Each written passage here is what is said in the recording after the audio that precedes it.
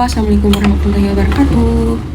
Oh iya, BTW ini sumpah banget. Aku masih penat. Oke.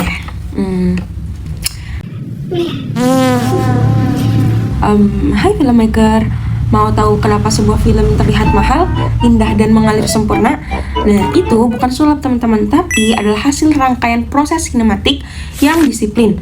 Di video ini, kita akan bongkar 3 tahapan wajib dan 2 departemen kunci yang mengubah naskah menjadi karya visual yang luar biasa. Oke. Produksi film itu selalu berjalan dalam 3 fase utama, teman-teman. 3 fase utama. Nah, tahap ini adalah yang pertama itu ada praproduksi. Ya. Ini adalah tahap perencanaan, mulai dari menulis skenario, budgeting, sampai mencari lokasi. Semua keputusan harus final di sini.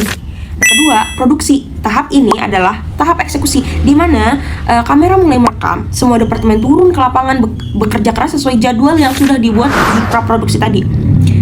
Kemudian ada tahap praproduksi. Syuting selesai, film belum. Tahap ini adalah tahap penyelesaian. Ada editing, yaitu merangkai gambar, sound design, mengolah suara, dan juga color grading, mempercantik warna. Nah, di sini cerita dibentuk total, disusun gitu. Kemudian, mari kita bedah 2 departemen yang paling bertanggung jawab atas tampilan film Anda. Pertama, ada departemen sinematografi. Ini adalah departemen mata film, teman-teman. Departemen sinematografi ini dipimpin oleh DOP, Director of Photography. Tugasnya ialah menerjemahkan visi sutradara ke dalam bahasa visual. Nah, mereka menentukan jenis shoot, pergerakan kamera, dan yang paling krusial, pencahayaan. Mereka memastikan setiap frame film terlihat indah dan sesuai emosi cerita. Gitu. Kedua, departemen artistik, teman-teman. Ini adalah layar film. Mereka bertanggung jawab menciptakan dunia tempat cerita itu hidup, mulai dari desain produksi, tampilan umum set, pemilihan properti, hingga kostum atau wardrobe yang digunakan oleh pemeran tersebut.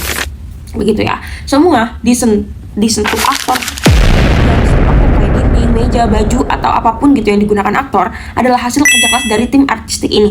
Jadi sinematografi adalah mata, kalau artistik adalah kanvasnya gitu ya. Nah, kemudian kenapa kita sebut ini rangkaian proses sinematik?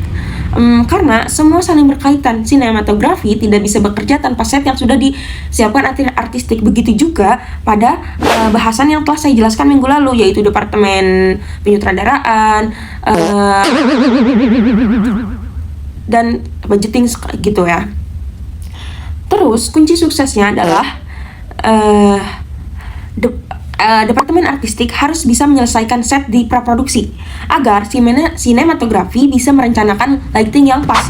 Semuanya harus terstruktur ya teman-teman. Jika satu link saja patah, seluruh proses produksi terlambat dan budgeting jebol gitu. Kunci suksesnya adalah koordinasi dan disiplin di setiap tahap, dari perencanaan mulai dari sinematografi hingga penyelesaian, yaitu pasca produksi.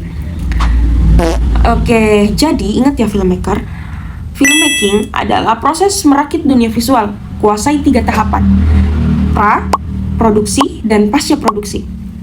Dan pahami betul peran mata filmnya, sinematografi, dan kanvas film, yaitu artistik Anda. Dengan struktur ini, ide cerita yang kita buat pasti bisa diwujudkan secara profesional. Oke teman-teman, mungkin itu aja dari aku. Ya oke, itu aja dari aku. Maaf bila ada salah kata, karena saya masih belajar di sini. Bye-bye.